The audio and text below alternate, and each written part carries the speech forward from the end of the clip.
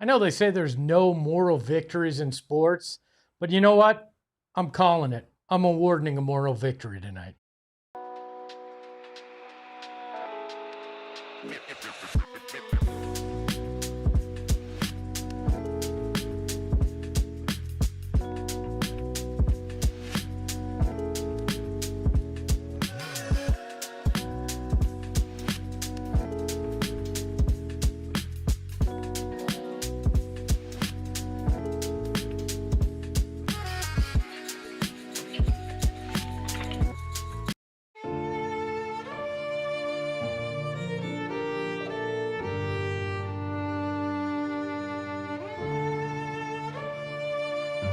I'm not playing into this sad music. I'm going to just say, welcome in to the post-game edition of PHNX Suns. I'm Espo. That's Gil. That is Steven. We got the Freckle Mamba behind the Mac. And sure, it was a 123-119 Suns loss.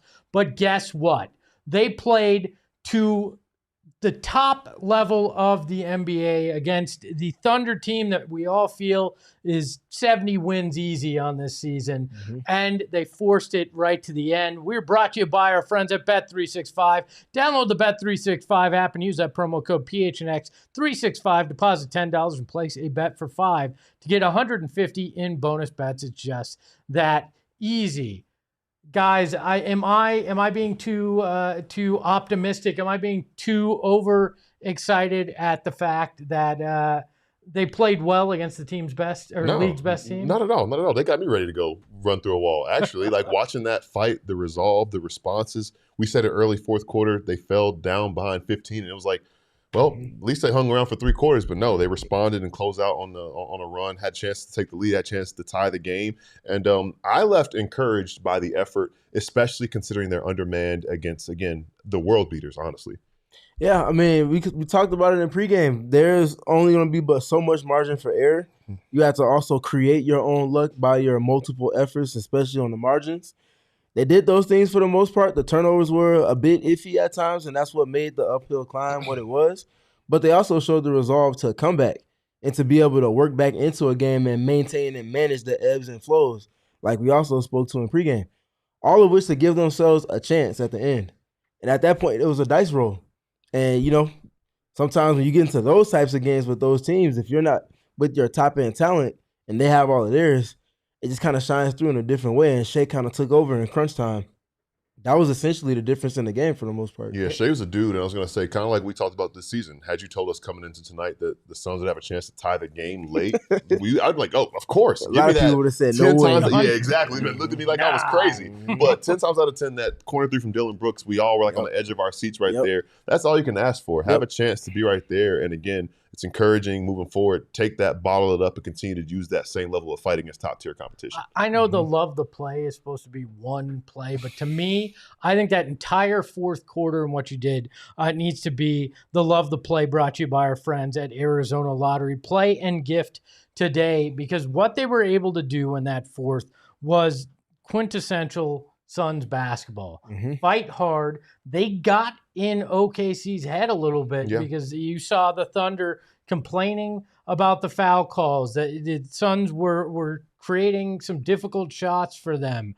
And the Suns wind up outscoring them 37-29 in that quarter. And really, if Collin Gillespie's steal attempt there, when he flips it back in, if Mark Williams is 1 or 2 steps a little further up, we're probably talking about a very different ending to this game. I get it. You're not supposed to be overly encouraged by a loss, but if there is ever a loss to be encouraged by, it's this one, because they are undermanned. You didn't have Jalen Green. You didn't have Ryan Dunn. You didn't have Grayson Allen. You didn't have Isaiah Livers. I know that's to a lesser extent, but that meant you had to have Nigel Hayes-Davis out there. You're playing Bouye a lot of minutes as well, and you found a way to continue to compete against the league's best. This is what we were told this team was going to do. This is what we were told the culture was going to be. And tonight proves it's not just lip service. It's not just you can do it against the bad teams. I think they can do it against anybody in the NBA. Yep, and that's the thing for me. You mentioned the 37 points. At that 18-6 run, about 2 minutes into the fourth quarter, where all of a sudden they rack up those kills that we always talk about, getting 3 stops in a row. But they're also not just racking up the kills, they're also scoring on the other end of that, which is shrinking that margin, that deficit that they're at, to the point where the game started to be played on their terms for a majority of that fourth quarter. And then Devin Booker comes in. So after all of that work is done, then you get your best player back in tandem with Collin Gillespie and the rhythm that he's in tandem with Oso Iguodala and the rhythm that he's in. Mm-hmm. Notice he closed the game today. Yep. That's what you need right there. Guys just stepping up in different ways, just kind of bridging that gap until Devin comes back in. You get his playmaking and scoring blend down the home stretch of the game. Couple decisions you would like for him to make a better one with, but he puts you in a position to have a chance at the end. Makes the right play to Dillon Brooks. That's just one example of it, but I think generally they played the way that they needed to get a win. Well, and we talked pregame that I thought Ott might have a offensive wrinkle up his sleeve, and it felt like that was Oso tonight, because there were times he was bringing it up. There were times that they were using him in different ways, and he was actually quite effective against OKC in that way as well. It felt like most things tonight went their way, especially in that fourth quarter, in terms of the levers that they tried to pull. Yeah, you talked about that. The levers they try to pull, the word you use is culture, and it's an all-encompassing word. Whether it's bridging the gap, next man up, whether it's being resilient and having the resolve, right? One of the things we talked about early in the game was how poorly they were shooting the ball and how much they were turning the ball over. And there were a lot of times where it could have been like, you know what, this isn't our night. We're going to hang our heads. But everybody who stepped on the floor stuck with it. They did those things you talked about. They believed, obviously, with what Coach Ott was asking them to do, things that the wrinkles that we might not have seen very much, at least in front of the camera, maybe behind the scenes, they've been working on these things. So I think that is what I take away from this as well. I think that's where that encouragement comes from, because that does show what this team is at its root. Doesn't matter which 5 are on the floor, they're going to execute that. And I think the other part, you made some great points in that. You talked about them not shooting the ball that well. A lot of teams in this league, if their 3 ball's not falling, then they just pretty much, it's like, hey, man, shake your hand, we'll move on to the next game. Not the Suns, not this year's Suns. Have a tough 3-point shooting first half. All right, cool, whatever. Let's shrink that margin down to 6 or 4 right before halftime. Still not falling that much in the second half to the extent you would like to. Yeah. That's cool. We're still going to find other ways to get extra possessions, other ways to kind of force some turnovers, string together stretches of multiple stops in a row. Get a ton of scoring off the bench in the situation where you have 2 guys that are in your starting lineup that are supposed to be a primary piece of your secondary rotation. Just continuing to find ways. Those are the biggest examples of the words you use with culture, and in tandem with that, in alignment with that, is also identity. Hey. So you got the culture bit and you got the identity bit, but then the third part of it is also the belief. And it didn't feel like at any point in this game, with all of the injuries they had and the shooting adversity and some of the foul adversity, at no point did it feel like any of the players that were on the court for the Suns felt like there was just no chance that they could fight back and find a way to get out a win. Speaking to belief, I was going to say, we talk about the ball finding energy. I also think that if you are persistent, the game will reward you. We talk about the way they shot the ball. 9-32 through the first 3 quarters, 6 of 12 in the fourth. And that was a big thing that allowed them to stick with it. Royce O'Neal hit all 3 of his threes in the fourth quarter. Couldn't hit anything the first couple quarters of the game. And I think it's just that sticking with it, right? I think they're getting rewarded for that. And I think that kind of just is a microcosm of what this team is as a whole. And you see that in the bigger picture of the season, sticking with it regardless of who's out, regardless of what you're dealing with on a night-to-night basis. Things will more often than not go your favor. Well, and sticking with it, the offensive rebounding. They won by 10 tonight. It was 13-3. That is a key to me and a sign of a team that outworks their opponents, because really offensive rebounding is effort. It's trying to be in the right spot, crashing the board, knowing where your teammate might miss that shot. And they continue to do that so well. And it led them to winning the boards 51-37. Tonight. And that's 2 nights in a row, right, where the opposing team is missing their starting center. No Sabonis on Wednesday, no Hartenstein tonight. And it's not like, okay, he's there, let's let up. We're taking advantage of that. We are going to punish them on the glass because they are missing a major force inside. Talk about Mark Williams doing it. A lot of other guys extending possessions, winning the possession battle like you talked about. That's a big part of sticking around in this game, winning the rebounding battle overall. 51-37. Another thing that stands out, and again, that effort, stick-to-itiveness, we see it from this team. When you talk about margins, especially in this game in particular, the Suns had 18 turnovers that resulted in 29 Oklahoma City points. On the flip side, though, the Suns had 13 offensive rebounds that resulted in 20 second chance points. So if you're giving in some area, you have to take in another. And to your point about the offensive rebounds, which we've talked about all season long, the offensive rebound process is a part of their identity. They're going to outwork opponents. They're going to put pressure on them in different ways. And that's just simply reacting quicker than your opponent. To your point, it's a multiple effort type thing. And it's part of their identity. It's part of their culture. And we saw it shine through in a game that was as meaningful as any other so far this season. Yeah, and the fact that they did that on the offensive boards, like you're saying, makes up for some of the turnover differential, which is extremely important there, as we hear what I assume is something going on in the Territorial Cup as our U of A guys cry out in pain for some reason. But I want to bring up the by the numbers right now so we can take a deeper look at what's gone on in this game. It's by the numbers, brought to you by our friends at Desert Financial Credit Union, Arizona's #1 credit union, named by Forbes. And you look at this, and the Suns actually wound up getting more shots in this game, which was something going into the half. I believe they were behind by about 4 shots, if I remember correctly. They wound up getting 92 shots to OKC's 87. They both hit 42, so the Suns shot 45.7% to OKC's 48.3%. 3-point differential. Suns got a significant amount up tonight. 44 of them. They hit 15 of them. 34%. They matched the number of makes, at least, from OKC. OKC, 15 of 32, obviously much more efficient. Free throws, Suns had 20 of 24 for 83%. OKC 24 of 28 for 85%. As we mentioned, Suns won the rebounding battle 51-37. They lost the assist 27-20, and that is a testament to OKC's defense, because that is a smothering defense. Extremely hard to move the ball and get quality shots. And when the Suns did early in that game, they did not convert on them from deep. I want to shine some light on a lineup as part of the numbers, because this lineup was +4 in about 4.5 minutes. It was Devin with Royce and Dylan, as well as Collin and Oso. So the Oso part being part of that group that helped to close the game for this team tonight. I feel like there has to be a more credit given for the in-game adjustments and adaptability from Jordan Knott and company, 100%. From quarter to quarter, from half to half, from game to game. And it's not always just schematically. It's about reading the energy and what the game is demanding from a specific faction of your lineup, your rotation. This wasn't a Mark Williams game tonight. This was an Oso game. Do you go against the grain and you close with your starting 5, or do you allow for the guy that's playing with the energy and the activity that you need to continue on with that and give you a chance in the end? Obviously, he opted with the latter. He was well in tune with what the game was demanding and how his players were receiving from that.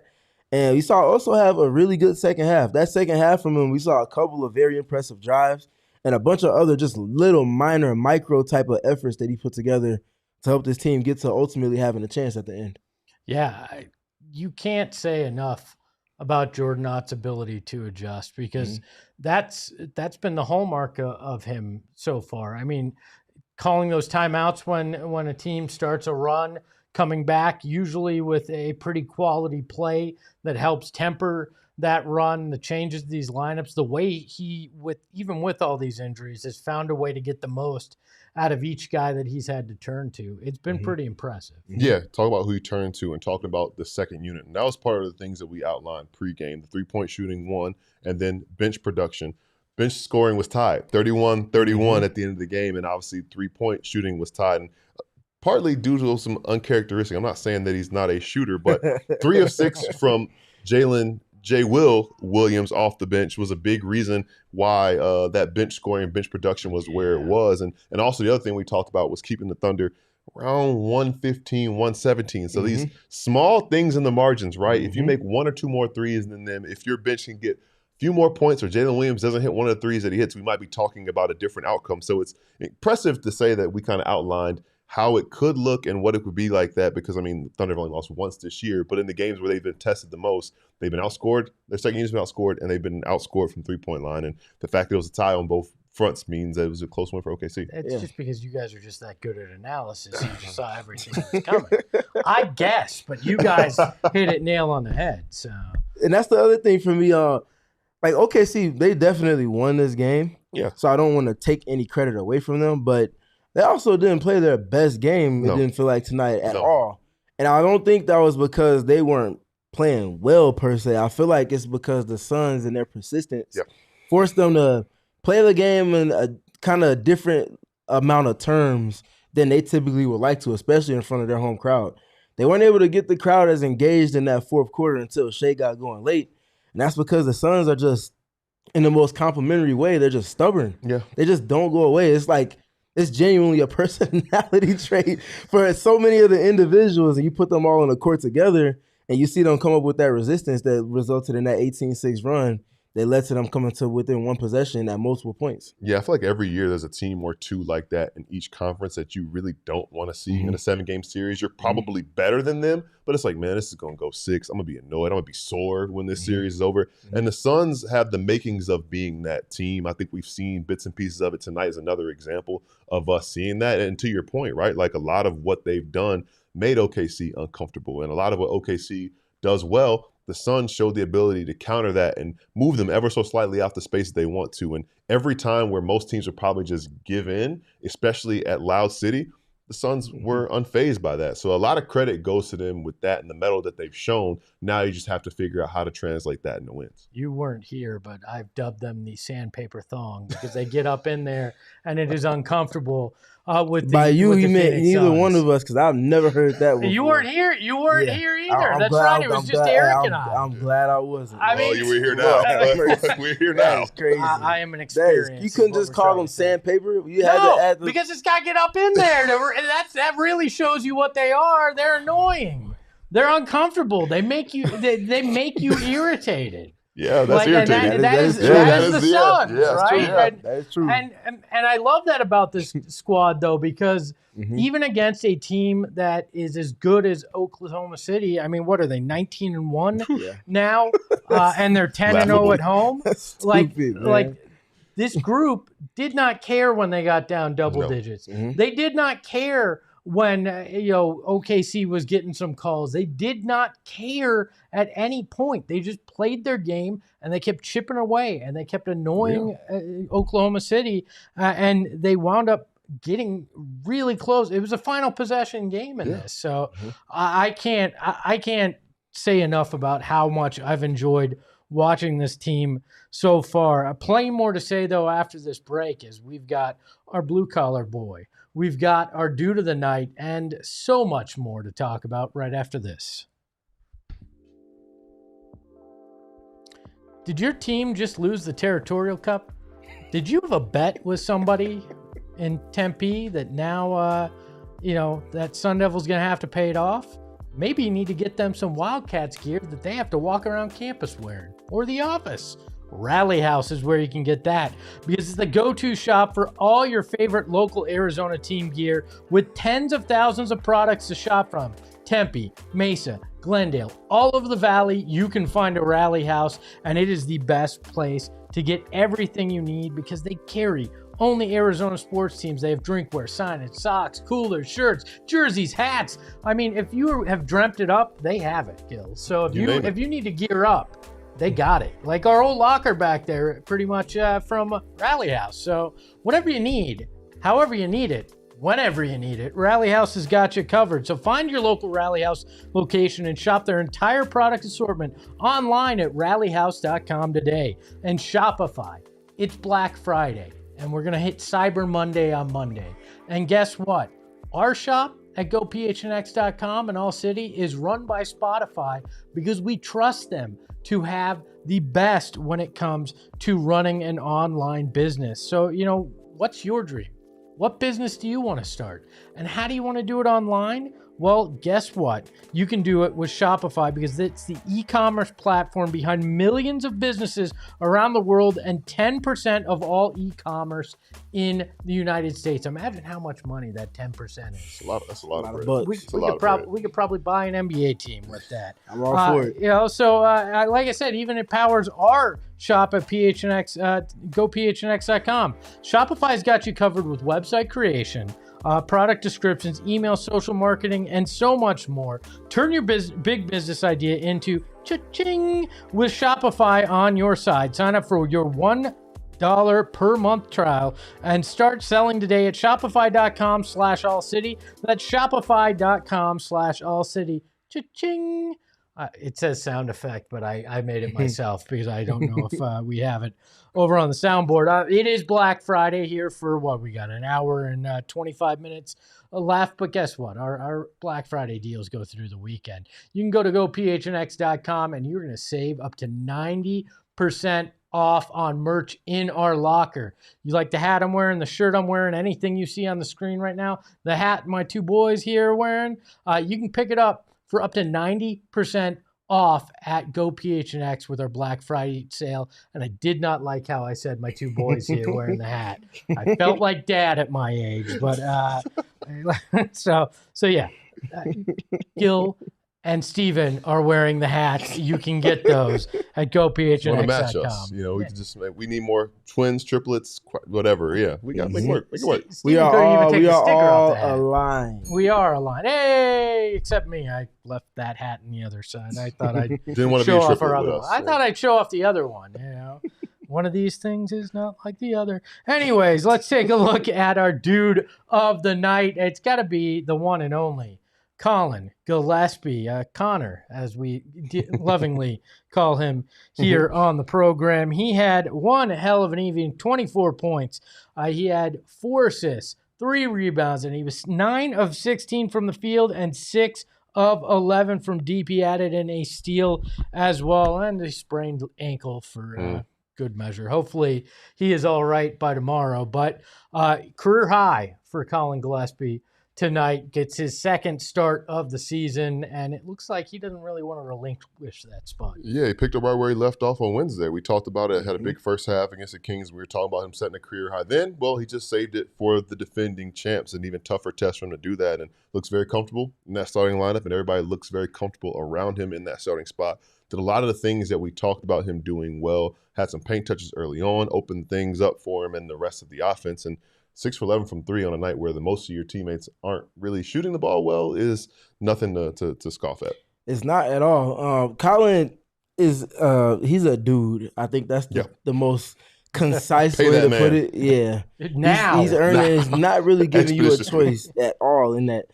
I think maybe my favorite part about his development through this early first quarter of the season is going from Jordan not demanding for him to take the shots that he's creating for himself to allow for that to set the table for him to play to the scoring and playmaking blend that he likes to. But also Jordan not saying, I want you to shoot the ball more. I will show you on film the pockets where you can take shots. And then I want to put you in the same sets and actions that we run for Devin Booker. So zoom actions, they love to get into the screen and the handoffs in the screen situations. They're putting him in the same spots that Devin Booker's in. It's the exact same actions. And he's obviously not Devin Booker, but he's playing to those qualities in his game.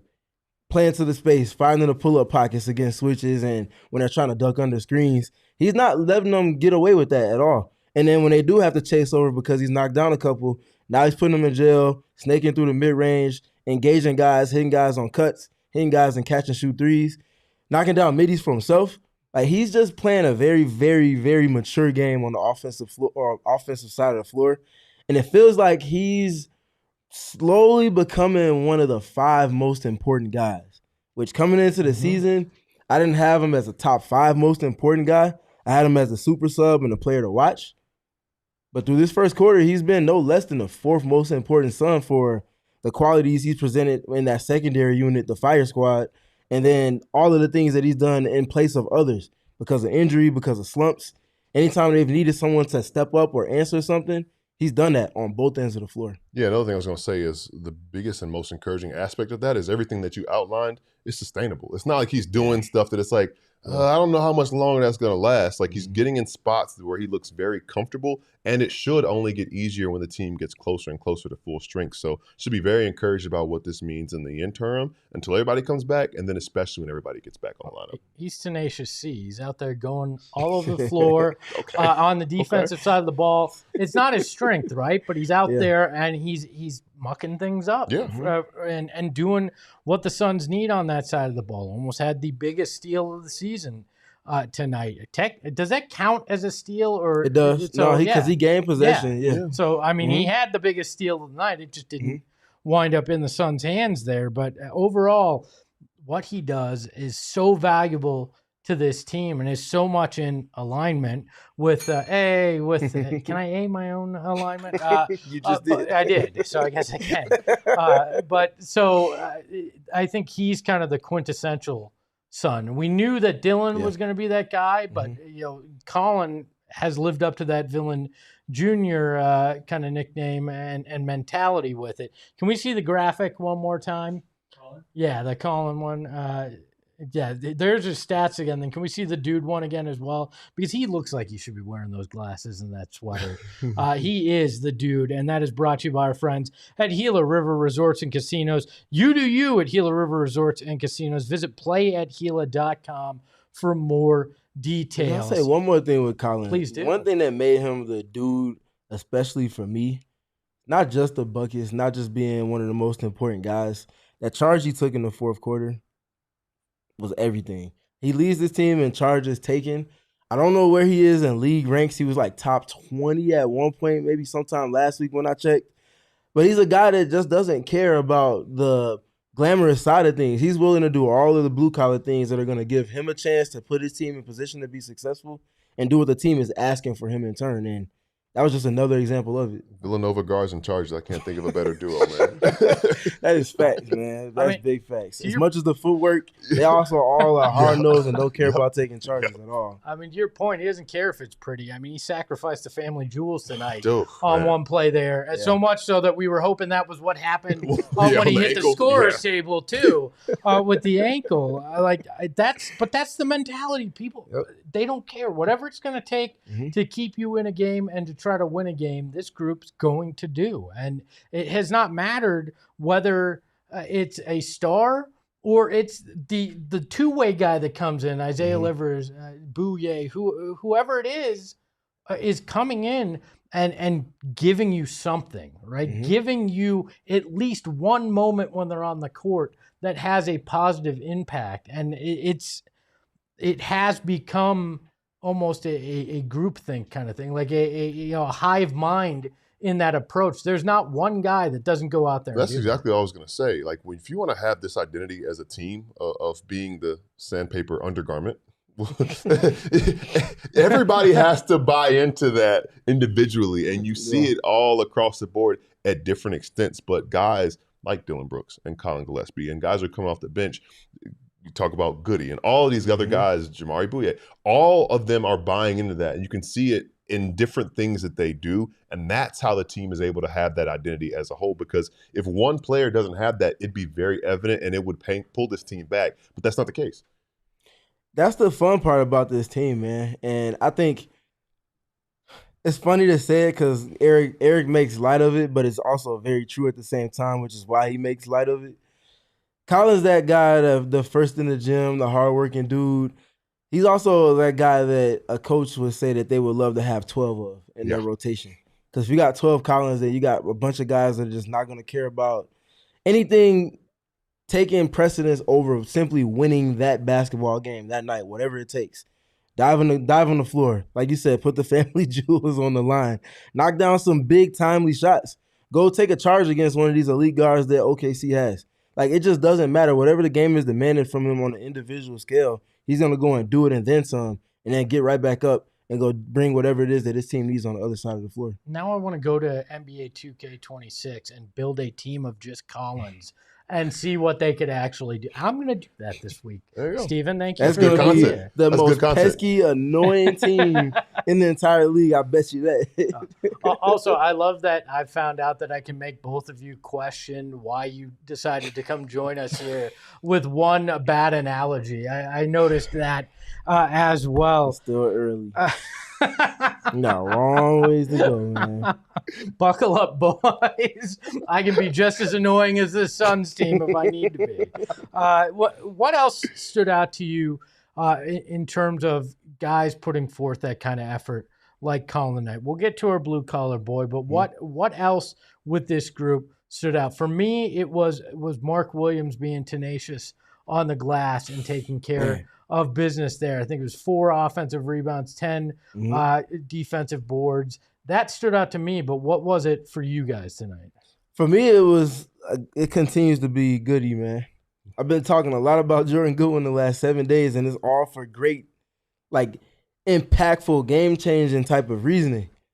All of the 50-50 balls, he's arguably been their best offensive rebounder over the last 2 weeks, and it's not by happenstance. I think he came into tonight still leading the entire league in fourth quarter offensive rebounds. That's not by happenstance. Some of that came in garbage time early in the season, but the last month, he's been firmly in the rotation to the extent where he just can't be taken off the floor in the most meaningful moments before you get to your primary lineup at the end of games. And he just finds ways to go and get the ball. We talk about offensive rebounding being something where you're just reacting first. You're beating your opponents to the punch. I don't know if there's someone that's quicker to finding their way to get to a 50-50 ball outside of Collin than Jordan Goodwin. And guess what? The last 2 weeks, they've been spending a lot of time on the court together. Yeah. So who's getting to those loose balls on the defensive side or the offensive side before those two guys? And that becomes something that, again, you wear as a quality. It builds confidence. It builds rhythm. And now you get to a point where you're winning the possessions and you're knocking down shots off of that. And what blows my mind is when Jalen Green comes back and Grayson comes back, Goody's your third string, one of your third string guards. Like, you've got massive depth when it comes to that, and that's what's really helped carry this team through this first quarter of the season, because in previous years you have this many injuries, they're already looking at booking tickets to Cabo. They're more concerned about that stuff than anything, because they wouldn't have had the dogs to keep in games like this. So I've been impressed with Jordan as well. Yeah, I mean, I got to talk about Jemai Bouye. Like, thinking about him being the guy who was interviewed coming off the court at halftime, right? Like, second leading scorer in the first half, and he scored all 9 of his points in the first half, but that's not insignificant because we talked at length about how the team was struggling in spots offensively. And last game, we said, hey, look, he's always finding himself in the right place in the right time. I think it was back-to-back buckets early on in the game. I think it was a steal and a layup and then a transition dunk that he had. So another transition dunk. So, like, moments like that, those keep the energy flowing. They inject life back in the team, especially when the other guys aren't able to get it going yet. And I think if it weren't for those contributions early on, then things might have gone astray for the team. And he, it might get overlooked because it was so early in the game, but I do remember that and think about what he was able to contribute there. Yeah, in the game that you lost by 4 and you were down 4 at halftime, he was +2. Yeah. That's not insignificant at all. That means you were better with him on the floor than you were without him in tonight's game. And that's because not just scoring in terms of when the opportunity presents itself, he's also doing things on the other end. Yeah. He's not a liability out there. They're not able to just hunt him out, because he's doing a solid job in help defense as well as on the ball. And he's just finding ways to just be solid, like you said. And then when you're looking at a team that's plugging and playing guys because of injury adversity right now, you just want guys that know how to be solid. He's not out there fouling. He's not out there hijacking the offense. He's keeping the rhythm, playing the way that you want him to. And when his number's called, he's knocking down shots. That's all you can ask for. Staying within yourself is a skill in itself, basically. Sure. Yeah, well, he's having a good few game stretch when K-Ray's trying to give him boom room reservations. I've never heard K-Ray say, this guy's bound to go to the boom room. Like, either you go or you don't, right? But if K-Ray's, like, preparing for him, he's got that table over in the VIP section that says reserved for Bouye or Demir, if you still want to call him that, if you're feeling nasty. So he's having a good time with that. We're going to continue to have a good time right here on the program. On the other side of the break, we are going to name our blue-collar boy, so you're going to want to stick around and see who it is. Yeah, and we have our next ad coming up for you when I find it. I promise you.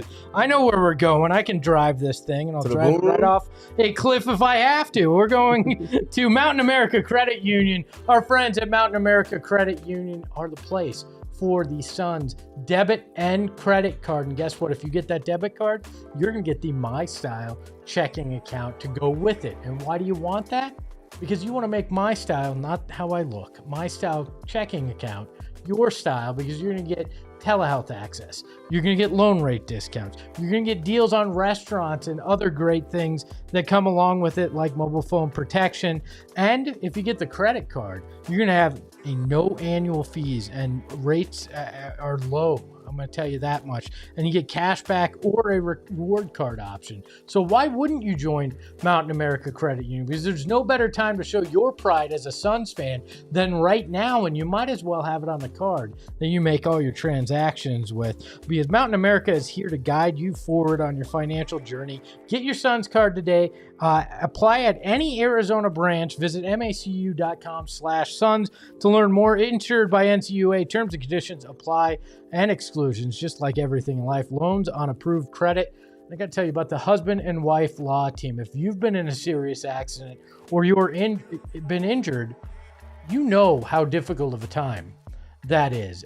And I got to tell you from personal experience, you need a lawyer that's actually going to care about you. If you guys get into one, you know where I'm going to send you. I'm going to send you the husband and wife law team because our friends Mark and Alexis Breyer take care of their clients because they care more about your best outcome than their bottom line. And that's what makes the husband and wife law team so special. That, and they have multiple certified specialists in personal injury and wrongful death. Only 1% of lawyers in the Arizona bar have that. So you're going to want to be with a law firm that employs them. So if you've had a serious injury, call the husband and wife law team first at 602-783-8841 or visit their website today at the link in our show notes. Tell them Espo and PHNX sent you.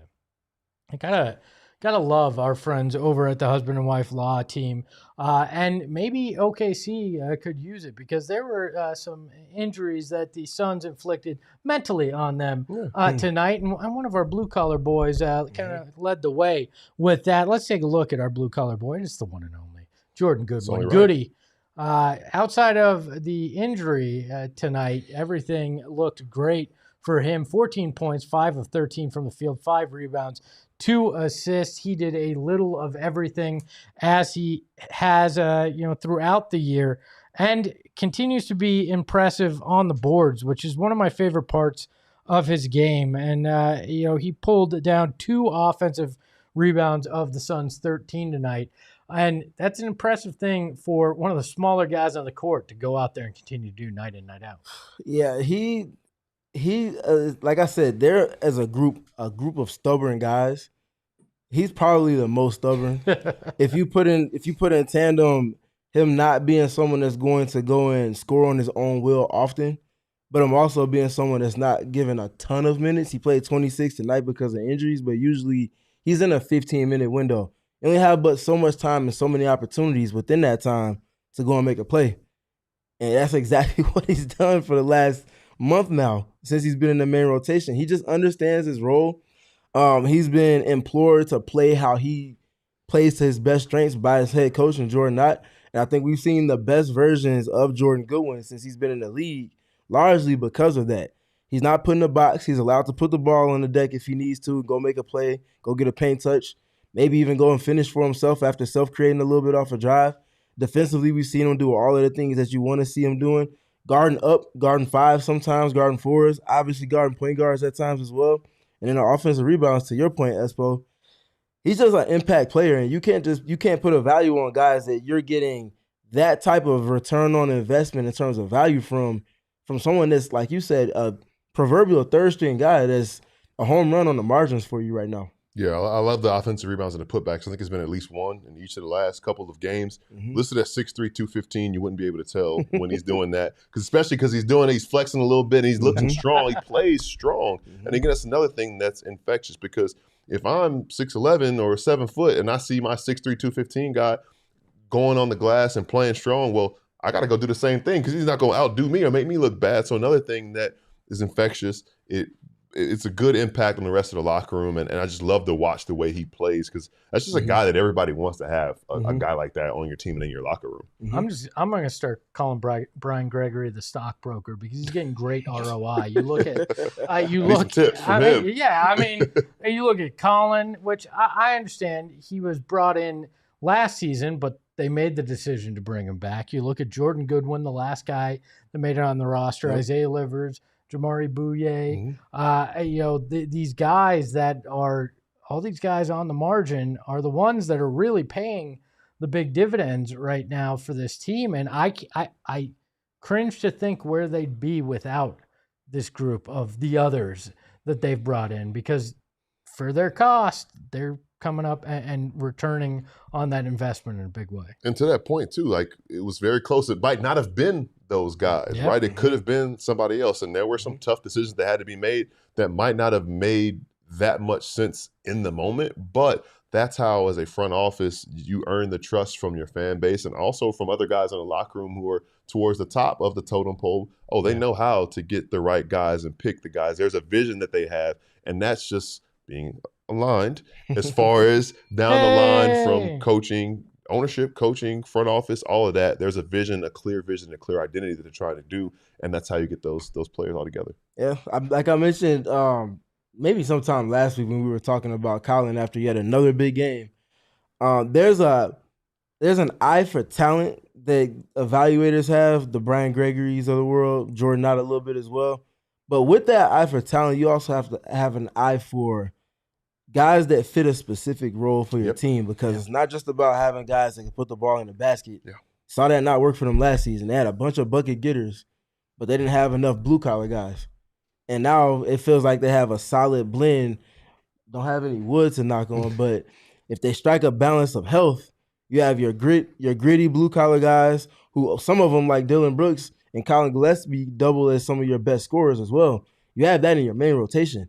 And now you also can extend that to guys like Jordan Goodwin when you get in a pinch or if someone gets hurt or you're in foul trouble or something. You can throw him in for 5 minutes, and you can not have to worry about if he's going to mess anything up. He's going to mess up the game flow in your favor more than anything else.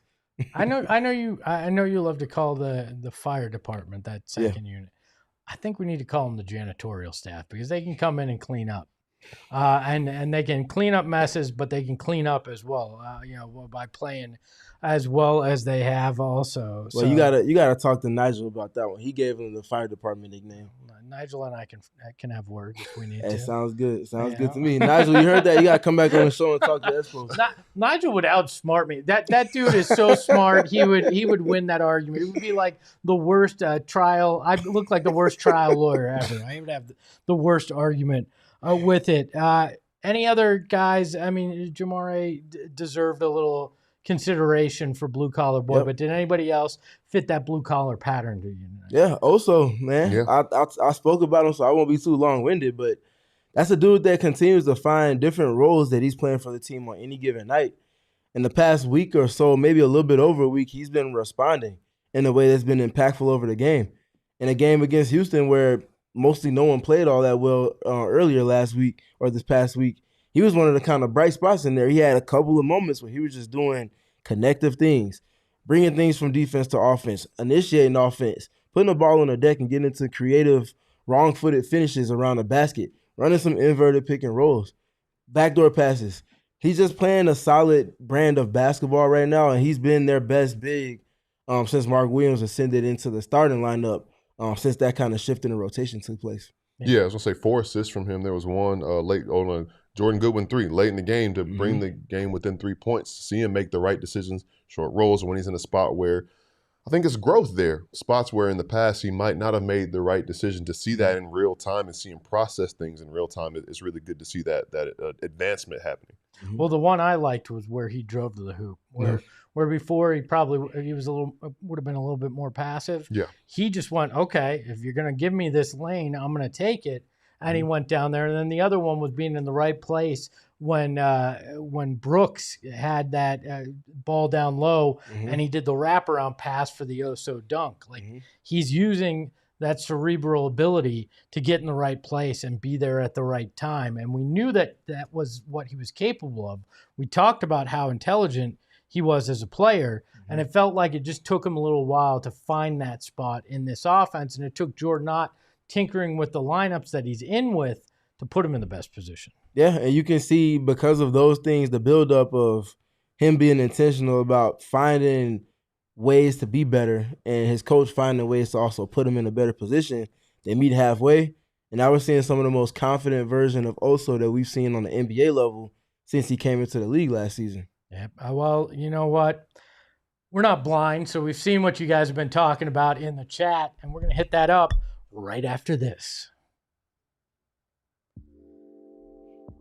The weather's been nice, but kind of weird, up and down, a little warm, a little cool.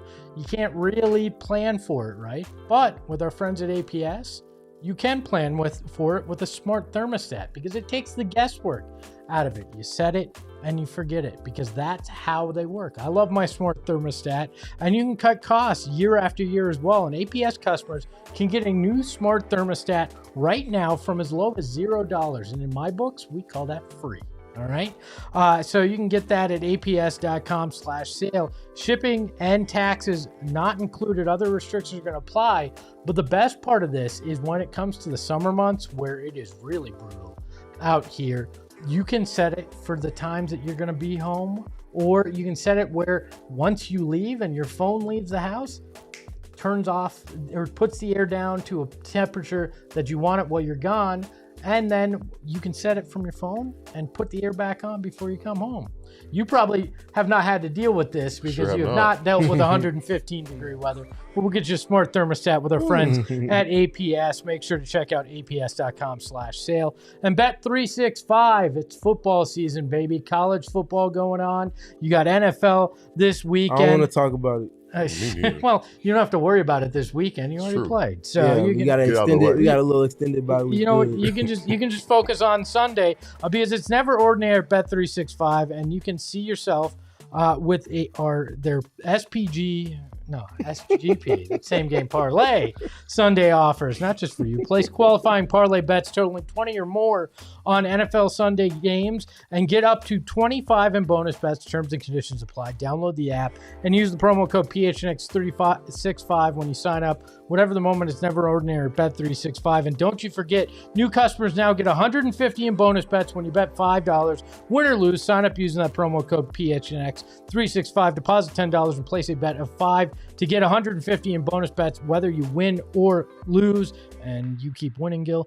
You player props, futures, and so much more with the bonus bets. It's never ordinary with Bet365. Must be 21 over. Physically located in Arizona. If you or someone you know has a gambling problem and wants help, call 1-800-NEXT-STEP. Text NEXT STEP to 53342 or visit problemgambling.az.gov. Yes, I lived through that ad break, and now we're going to try to live through the discussion of what the chat has been talking about. It's one Devin Armani Booker.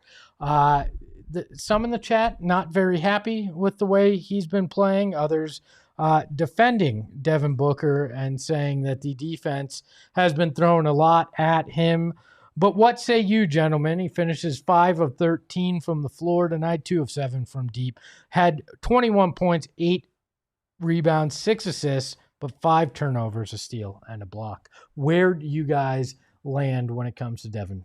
I stand on to be patient. I understand that it could be frustrating at times. This is your star with a capital S, and what you expect from him is what he's shown earlier in the season. But let's not forget that he showed that earlier in the season. You know what I mean? I think, especially with other guys out, it is more difficult. Teams can key in on him. He went against a historically good defense with historically good on-ball defenders that did a lot of things to make him uncomfortable tonight. And I'm confident sooner rather than later he's going to emerge from this and get back to this. And this will be a distant memory, but I understand that right now it's tough and it's hard, and you can't help but wonder what if it was looking a little bit better from him. But I'm not ready to sound the alarm. I don't even have the alarm out to press the button yet.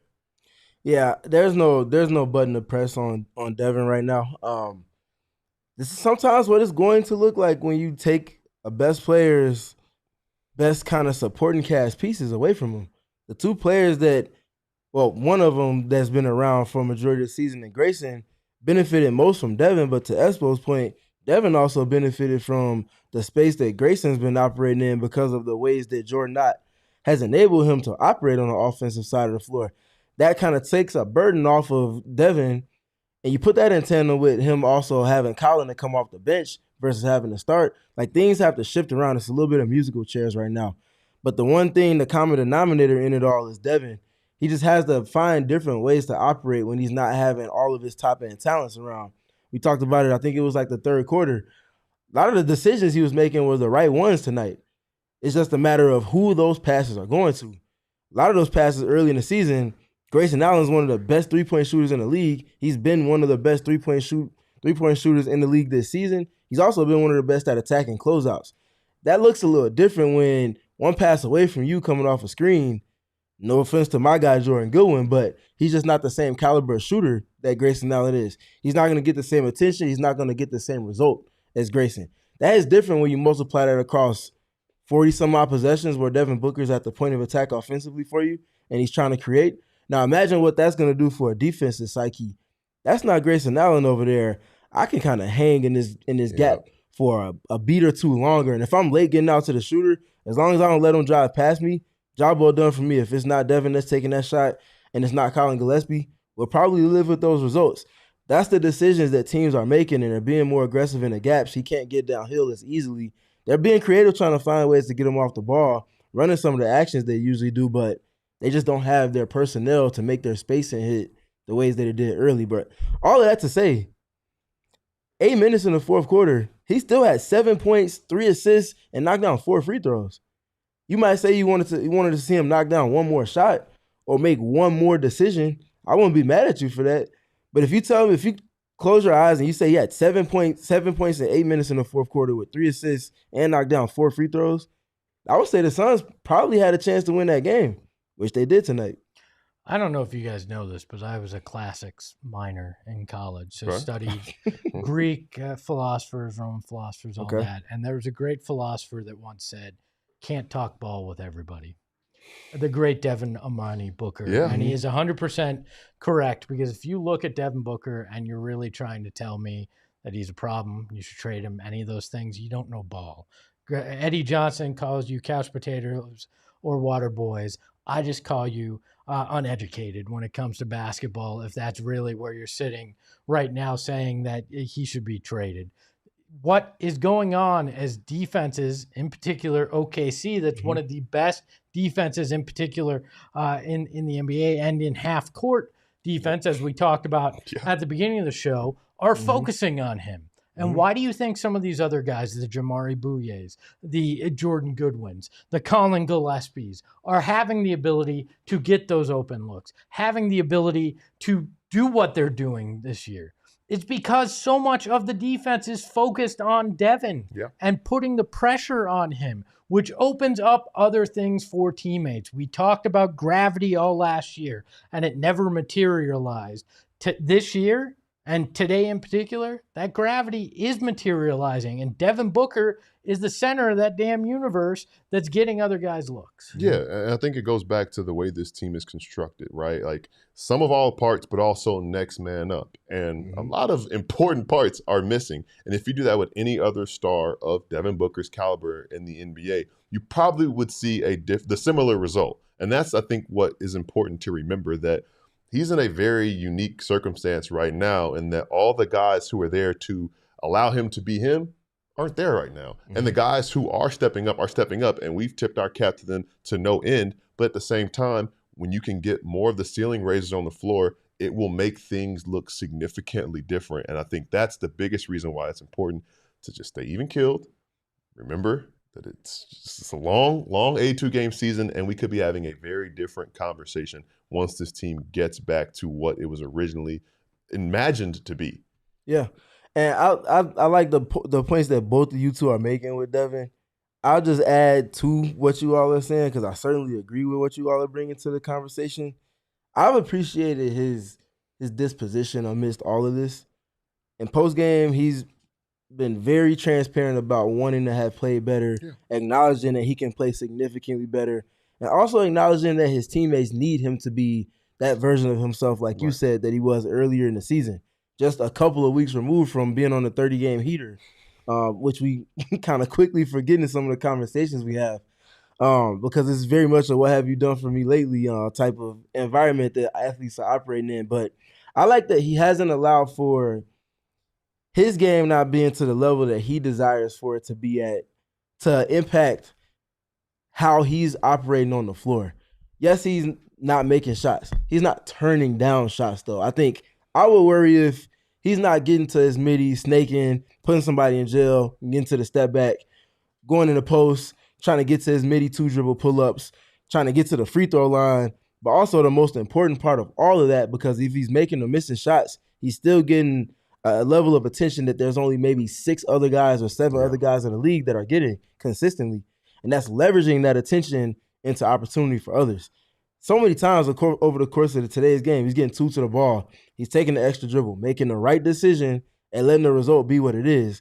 That's setting a tone, that's setting terms of play for his teammates to then still play off of. Yeah, I'm going to say one more thing. I know we're not sitting here saying, oh, man, Devin Booker's been good. You guys. No, of course not. He himself is saying, I need to be better. I can be better. And what is happening is not that he's not good. It's that it's a product of what other teams are doing based on the circumstance that he finds himself in. And one, I trust him to eventually figure it out because he's that damn talented. And two, the situation around him is going to get better. So I think it's like, I'm not being a book apologist or anything like that. I'm just being realistic and understanding that, look, it is a bigger picture and understanding that this small snapshot takes away from what we've seen from him over the course of his career of being a star with this franchise. Well, and look, he needs to shoot the 3 better. Yeah. 100%. And that's been the case for a full season now. Let's be honest about that.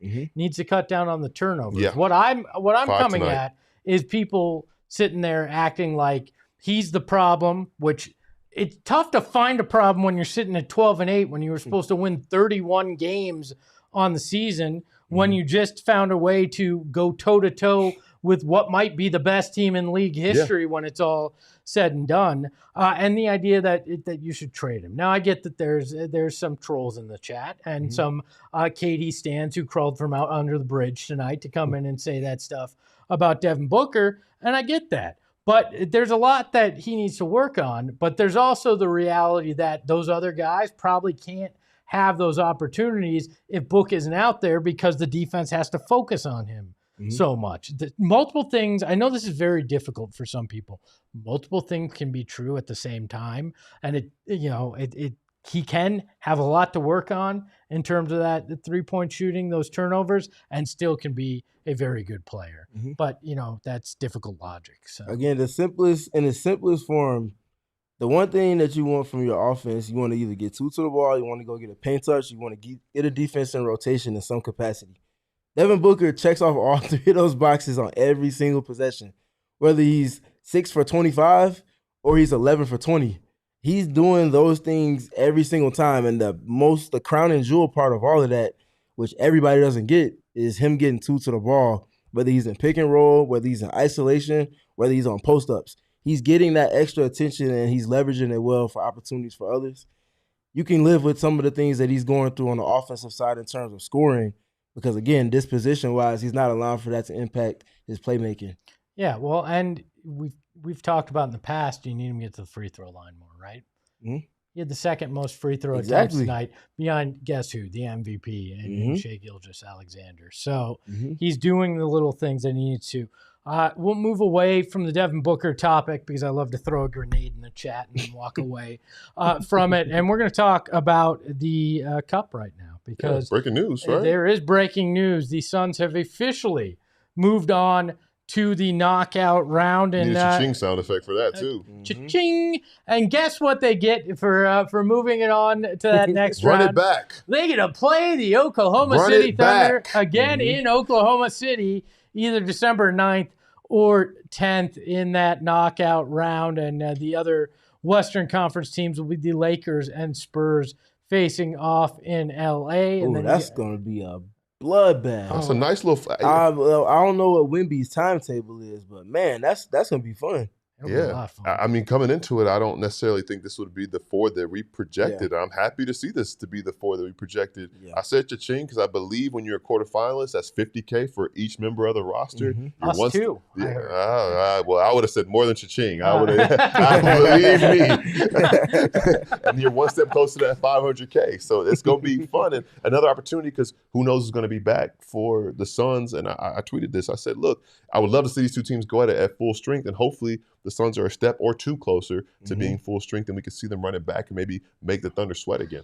Technically, the 10th, isn't that around the 4-week mark for Jalen Green? Yeah, it's getting close to that. I don't imagine he's going to I don't be around. either, I would but I'm love just to be saying. surprised. I would love to be surprised. I'm just saying, maybe he goes, you know what, I really want to get $500,000 for my minimum guys here. And the Hammy's feeling good. Probably not, but just saying. Make them doubtful to make the Thunder not know what to do in the scouting report. Play some mind games, just like Grayson this morning went to doubtful. Oh, maybe he'll be there. But I love seeing that, and that's something that nobody projected that the Suns team would be doing. They finished 3-1 in their group, had a very good chance to finish 4-0, and have an opportunity to host a game in this as well. And so all in all, when you look at where they are at 12-8, they're going to be in that knockout round.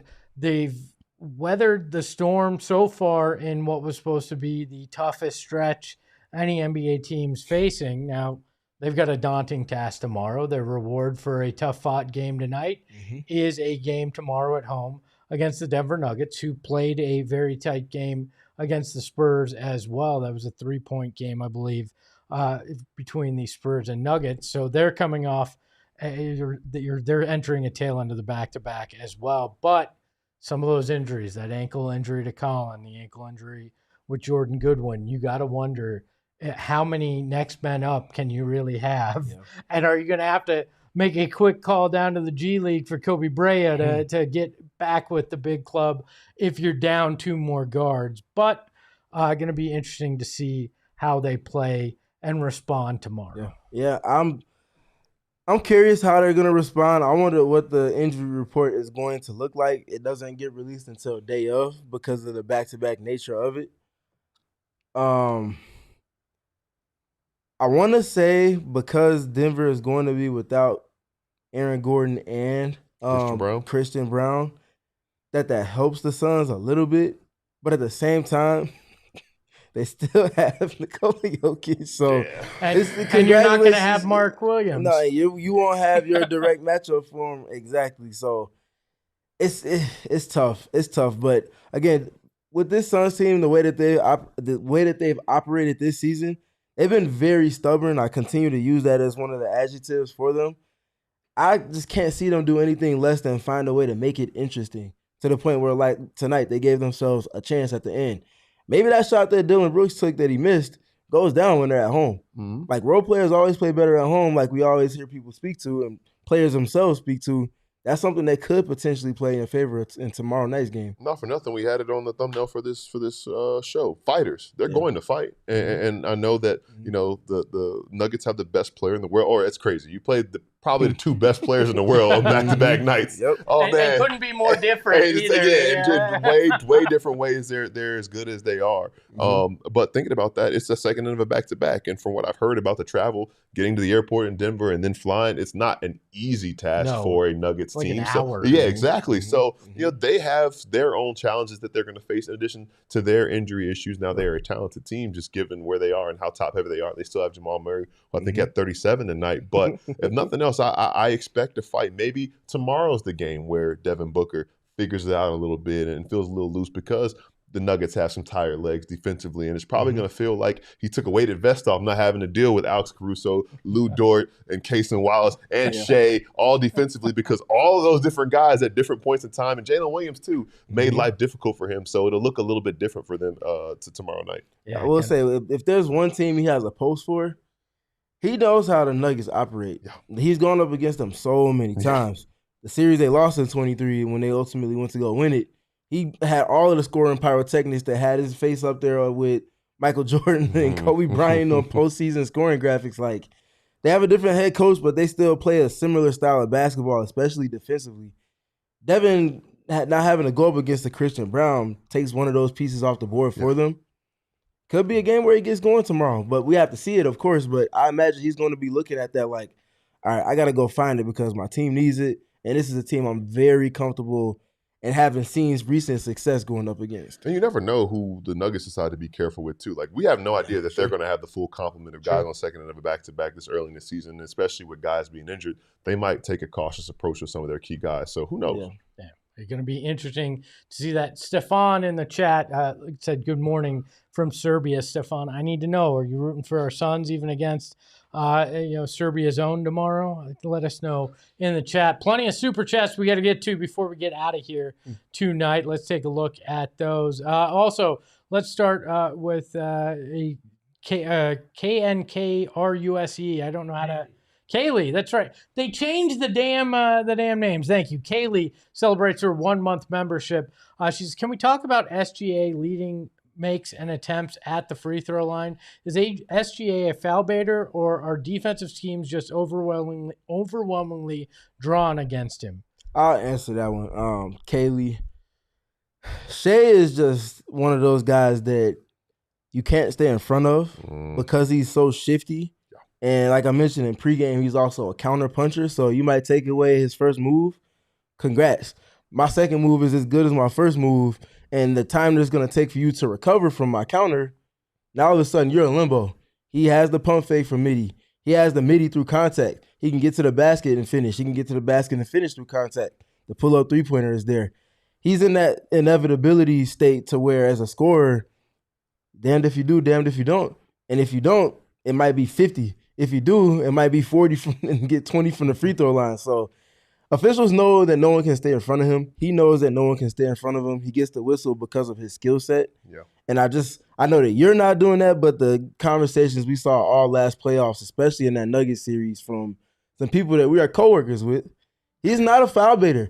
He gets fouled because you can't stay in front of him, and that's part of his greatness. Yeah, that conversation got out of hand for sure, and I think that, you hear a lot of people talk about in basketball circles deception. I think he's learned how to be manipulative. I forget who it was. I think it was Trey Murphy, but they talked about why it's so difficult to guard Shai and what he does in being a counterpuncher. He tricks you into putting you in a spot where if I try to defend you, like you said, damned if you do, damned if you don't, it's a foul. Like my hand is in the cookie jar, I'm stuck. And that just is what it is. And it is a skill to do that. And I think that that's the thing that people don't necessarily realize, that what he does is a skill. Sometimes the theatrics may be a little annoying. Sometimes he shoots his head back or whatever. But at the same time, you get rewarded for that. And sometimes it's what it takes to sell it a little bit. But I would say that more than 85% of the fouls that he draws are legit and done just because he knows how to manipulate people into putting them where he wants them to be offensively, which you just don't see that often because it's so rare.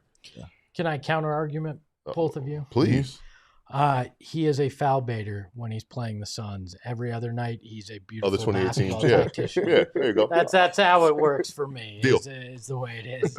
Let's take a look at some of the super chats before we get out of here this evening. Perplexed Damage, one of our OGs in the family, says with the $5.69 super chat. Nice. In first half, we missed so many threes. If we made 30% in half, it would have been a different game. Hashtag Suns up. Yep. Math does conclude. What was it, 7% at halftime? Something along the lines of that? Yeah. It was awful. Yeah, 30% means you probably win by double digits at that point. Riddle with the $9.99 super chat says Williams would have made a bigger impact than Oso. His numbers say it all. We really missed that presence. And Booker, something's off. He just hasn't looked like himself lately. Williams, 16 rebounds. Oso, 6 rebounds. Yeah, Mark Williams, -10. Oso Iguodala, +5. Yeah. Just for conversation purposes, I mean, Oso had a little bit more impact on the game outside of the rebound and dynamic of it tonight. They needed a little bit more activity because of how Oklahoma City operates on offense. Yeah. Oso was up to the task just slightly more in specific ways than Mark Williams was in the ways that he was in tonight's game. And the encouraging part about that, at least, to look at it glass half full, it's good that you do have a different looks from that big man position where, all right, Mark, it might not be your night. We could throw Oso in there and figure that out that way. And hopefully down the line, gets into that rotation as well. If maybe not this season, but making that happen, understanding that different teams use their bigs in different ways, and it's important to match up with that differently. And there's a perfect example across the side, Oklahoma City tonight. No Isaiah Hartenstein. Yeah. So you see them going to double big with Chet Holmgren and Jalen Williams in there, and they're both having equal impacts in tandem with one another. I imagine the Suns want to get to an iteration of that for themselves. Absolutely. By the way, Stefan said he's always rooting for the Suns. Unless the Suns aren't playing, then maybe he'll give a little love. What time is it in Serbia right now? It's the morning. I say it's got to be, it's 11:30 over here. So. Lightyear with the $4.99 super chat says, "Why Book always pick the ball up right when the double team come? It's that a way a team going to speed him up. He have to live with that and attack early." He doesn't always do that though. I've seen a lot of people say that about him and how he's operating against double teams early in his career, 100%. But now he's operating in a way where he's manipulating the defense. If they're giving you 2. That means they only have 3 pieces of defensive capital to disperse amongst 4 offensive players. So Devin's doing a good job of manipulating that, making that extra dribble and assessing the lay of the land around him, making the pass that's going to lead to the next pass or lead to the next decision. And he's doing that more often than not. A couple of times he makes too quick of a decision and it gets deflected and it loses the advantage. Then he ends up either with a turnover or shot clock violations. But he's grown so much with that. That's not the type of player that he is now. He's much better with those doubles. The only thing I'll add to that, especially tonight specifically, is so unique in that I'm thinking about a couple times we talked about how far out OKC was able to push him. So it is much more difficult when that double and they're kind of pushing you out 30, 35, 40 feet away from the basket. Obviously, that's not ideal, but that's a testament to the Thunder's defense. And you probably won't see that often except against elite defensive teams like that. All right, I'm going to be a bit of a pleasure delayer tonight. I'm going to wait on all the BCOM, see clearly super chats all at once. Perplexed sandwich with another $5.69. Nice. Super chat. ASU is still a state college. Arizona, always your daddy. Go Cats as I wear my free Mountain Dew hat in the 1997 Win 1 championship. Bear down, my Tucson brethren. My alma mater won the Territorial Cup, and the Sun Devils crew, including our own Eric Ruby, can suck it. Riddle with the $4.99 super chat. Oso in 22 minutes, 6 rebounds and 6 points. Williams in 22 minutes, 14 rebounds and 13 points. Booker needs to practice his baskets. Out of 7 3-point shots, only made 2. Guys, we can't lean too much into that box score, y'all. I just want to guide your eyes away from the box score into the game a little bit more, guys. We got to watch the way that guys are impacting the game. Tonight wasn't it for Mark Williams. He played well, but Oso's impact, especially in the lineups that were getting it done for the Suns, that 18-6 run in the fourth quarter, that was also on the floor with guys that were doing some things off the ball to help him have the ball in his hands a little bit more, no different than he did in that run in the third quarter. You got to pay attention to the kind of ebbs and flows of the game. Mark Williams had a place in today's game, of course, and naturally he played well. Also played a little bit better to his particular role, and it was his role that they kind of needed to bridge that gap tonight. Let's take a look at Charles's super chat, the first positive chat I think Charles has ever sent on this channel. I can't imagine why. He says, actually, thumbs up tonight. Great show, guys.